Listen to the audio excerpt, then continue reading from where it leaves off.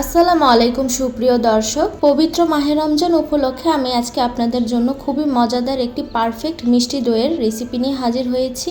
রোজার সময় কিন্তু ইফতার এবং সেহারিতে এই মিষ্টি দইটা আমরা ছোট বড় সকলেই পছন্দ করে থাকি। তাই ঘন্টার পর ঘন্টা অপেক্ষা না করে কিভাবে এরকম একটা স্টিলের পাত্রে 10 মিনিটে আপনারা এই পারফেক্ট মিষ্টি দইটি জমাতে পারবেন, সেই সকল টিপস থাকছে আমার আজকের ভিডিওতে। আমার ভিডিওতে দেখানো সকল টিপস অ্যান্ড ট্রিক্স যদি আপনারা ভালো করে ফলো করতে পারেন, তাহলে আপনারাও কিন্তু যে কোনো স্টিলের পাত্রেই এরকম মজাদার একটি মিষ্টি দই মাত্র 10 মিনিটেই তৈরি করে নিতে পারবেন। আশা করছি আমার আজকের ভিডিওটা আপনাদের কাছে ভালো লাগবে। যদি ভালো লেগে থাকে প্লিজ আমার চ্যানেলটিকে সাবস্ক্রাইব করে আমার চ্যানেলের সাথেই থাকুন। প্রথমে আমি একটা পাত্রে হাফ কাপ চিনি নিয়ে নিয়েছি। এখন এই চিনিটাকে আমি ক্যারামেল করে নেব মিডিয়াম টু লো হিটে। এখন এর মধ্যে আমি 1 টেবিল চামচ পানি দিয়ে দিয়েছি এবং পানি দিয়ে আমি নেড়ে চেড়ে ক্যারামেলটা তৈরি করে নেব। খুব বেশি গাঢ় কালার করতে যাবেন না, তাহলে কিন্তু দইটা খেতে তেতো লাগবে। এরকম একটা অরেঞ্জ কালার চলে আসলেই কিন্তু বুঝবেন হয়ে গিয়েছে। এর মধ্যে এখন আমি হাফ কাপ পানি দিয়ে দিচ্ছি। পানিটা দেওয়ার সাথে সাথে কিন্তু ক্যারামেলটা দেখবেন দলা পেকে যাবে। এটা ভয় পাওয়ার কিছু নেই, কিছুক্ষণ নেড়ে চেড়ে দেখবেন এটা লিকুইড ফর্মে চলে আসবে। এরকম একটা সুন্দর ক্যারামেল পানি তৈরি হয়ে যাবে। তো এখানে আমি আজকে দইটা গুঁড়ো দুধ দিয়ে তৈরি করব, তাই একটা মিক্সিং বলে আমি কুসুম গরম 2 কাপ পানি নিয়ে নিচ্ছি। আর এখানে দিয়ে দিচ্ছি আমি 1 কাপ পাউডার মিল্ক। গুঁড়ো দুধ দিয়ে তৈরি করলে কিন্তু দইটা খেতে বেশি মজা হয়ে থাকে। আর এখানে চেষ্টা করবেন কুসুম গরম পানি ব্যবহার করতে, তাহলে কিন্তু গুঁড়ো দুধটা একদম পারফেক্টভাবে মিশে যাবে পানির সাথে। এই যে একটা চামচের সাহায্যে একদম নেড়ে চেড়ে ভালোভাবে কিন্তু আমি মিশিয়ে নিয়েছি। এখন এই দুধটা আমি ক্যারামেলের মধ্যে দিয়ে দিব। দুধটা ঢালার সময় চুলার ফ্লেমটা বন্ধ রাখবেন, কারণ অনেক সময় কিন্তু গরম ক্যারামেলে দুধ ঢাললে দুধটা কিন্তু ফেটে যাওয়ার সম্ভাবনা থাকে। তাই যদি চুলাটা বন্ধ করে ঢালেন তাহলে আর আপনাদের দুধটা ফেটে যাবে না। এই যে এখন আমি নেড়ে চেড়ে দুধটা 5 মিনিটের মতো জাল করে নেব। অনবরত নাড়তে হবে, চেষ্টা করবেন নেড়ে চেড়ে দুধটা জাল করে নিতে, কারণ দুধে যদি সর পড়ে যায় তাহলে কিন্তু দইটা ভালো হবে না।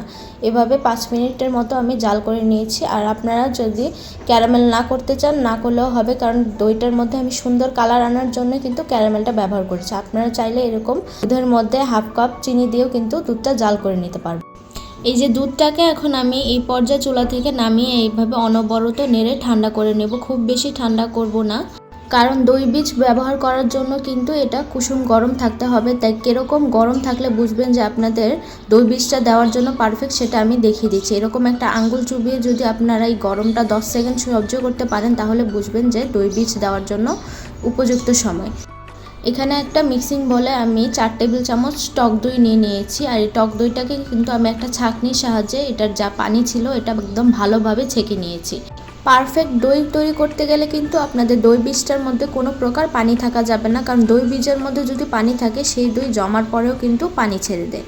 টক দইটাকে আমি একটা হ্যান্ড উইক্সের সাহায্যে একদম ভালোভাবে মিশিয়ে ক্রিমের মতো তৈরি করে নিয়েছি। এবং এই পর্যায়ে আমি যে গরম দুধটা ছিল তার থেকে 1 কাপ দুধ দিয়ে আমি ভালোভাবে মিশিয়ে দিচ্ছি, কারণ সরাসরি যদি আপনারা দই বীজটা দুধের মধ্যে দিতে যান তাহলে কিন্তু ভালোভাবে মিশবে না। তাই আগে অল্প একটু গরম দুধ দিয়ে ভালোভাবে মিশিয়ে পরবর্তীতে সবটা দুধ আমি ঢেলে দিয়েছি। দিয়ে একদম হ্যান্ড উইক্সের সাহায্যে ভালোভাবে একদম মিশিয়ে নিতে হবে এবং ওপরে এরকম ফেনা তৈরি করে নিতে হবে, কারণ এভাবে ফেনা তৈরি করে নিলে আপনাদের দইটা জমার পর উপরে সুন্দর একটা টেক্সচার তৈরি হবে। এই যে ভালোভাবে মেশানো হয়ে গিয়েছে। আজকে এই দইটা আমি একটা স্টিলের বাটিতে তৈরি করব। যে কোনো পাত্রেই আপনারা তৈরি করতে পারবেন, কিন্তু খেয়াল রাখতে হবে পাত্রটার মধ্যে কোনো প্রকার পানি থাকতে পারবে না, একদম শুকনো অবস্থায় থাকতে হবে। এই যে পুরোটা দুধ আমি ঢেলে দিয়েছি এবং এর উপরে আমি একটা ঢাকনা দিয়ে ঢেকে দিচ্ছি। আপনাদের কাছে যদি এরকম অ্যাপ্রোপ্রিয়েট ঢাকনা না থাকে আপনারা চাইলে ফয়েল পেপার দিয়েও ঢেকে নিতে পারেন। এই যে এখন আমি দইটা জমানোর জন্য চুলায় একটা হাঁড়ি বসিয়ে দিয়েছি এবং উপরে একটা স্ট্যান্ড দিয়ে দিচ্ছি। স্ট্যান্ডের ওপর এখন সাবধানে আমি দইয়ের বাটিটা বসিয়ে দিচ্ছি। আমি দইটা ইলেকট্রিক চুলায় তৈরি করব, কিন্তু আপনারা চাইলে এটা গ্যাসের চুলায় যে কোনো চুলায় কিন্তু তৈরি করবেন। আমি আমার সুবিধার্থে ইলেকট্রিক চুলায় তৈরি করছি। আর এভাবে একটা ঢাকনা লাগিয়ে দিতে হবে, ঢাকনা দিয়ে কোনো প্রকার ভাপ না বের হয়। যে ননস্টিক হাঁড়ির যে ছিদ্রটা থাকে সেটা একটা লংয়ের সাহায্যে বন্ধ করে দিতে হবে। এবং চুলার হিটটা একদম লো হিটে আমি দেখিয়ে দিচ্ছি, আমি একদম লো হিটে এটা 10 মিনিট রেখে দিব। 10 মিনিট পর আমি চুলার ফ্লেমটা বন্ধ করে একদম পাতিলটা রুম টেম্পারেচার আসা পর্যন্ত অপেক্ষা করব। এই যে ঘন্টাখানিক পর আমি ঢাকনাটা তুলে আপনাদেরকে দেখিয়ে দিচ্ছি দইটা একদম পারফেক্টভাবে জমে গিয়েছে। আপনারা চাইলে এই পর্যায়েও কিন্তু দইটা একদম কেটে খেতে পারবেন, কিন্তু দইটা কিন্তু একটু ঠান্ডা ঠান্ডা খেতেই ভালো লাগে এবং দইটা একটু 2-3 ঘন্টা ফ্রিজে রাখলে কিন্তু দইটা আরও ভালোভাবে সেট হয়। তাই আমি এটা 2 ঘন্টা ফ্রিজে রেখে আপনাদেরকে দেখিয়ে দিচ্ছি কতটা পারফেক্টভাবে জমেছে। আমি এভাবে নেড়ে চেড়ে দেখিয়ে দিচ্ছি, কোনো কিন্তু পানিও বের হচ্ছে না এবং দইটা কিন্তু একদম পারফেক্টভাবে দোকানের দইয়ের মতো জমে গিয়েছে। আমি একটা কেটেও দেখিয়ে দিচ্ছি। এই যে দেখুন কত সুন্দর টেক্সচার তৈরি হয়েছে। আমাকে কিন্তু অনেকেই কমেন্ট করে থাকেন যে আপু মাটির পাত্র ছাড়া দই জমবে কিনা। এই যে স্টিলের বাটিতেও কিন্তু আপনারা খুব সহজে 10 মিনিটে দই তৈরি করে নিতে পারবেন।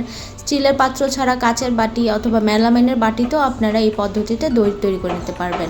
আর দই যে আমি কেটে দেখাচ্ছি, দেখুন ভিতরে কিন্তু কোনো পানি বের হচ্ছে না। এটা আপনারা এইভাবে 3-4 দিন ফ্রিজে রেখে দিলেও কিন্তু পানি ছাড়বে না। আমার ভিডিওতে দেখানো সকল টিপস যদি আপনারা ভালোভাবে ফলো করে তৈরি করবেন, ইনশাল্লাহ আপনারাও এরকম দই পারফেক্টভাবে তৈরি করতে পারবেন। আশা করছি এই রমজান মাসে আপনারা একবার হলেও রেসিপিটি ট্রাই করবেন, ট্রাই করে আমাকে কমেন্টে জানাবেন। আমার আজকের ভিডিওটা এখানেই শেষ করছি। আল্লাহ হাফেজ।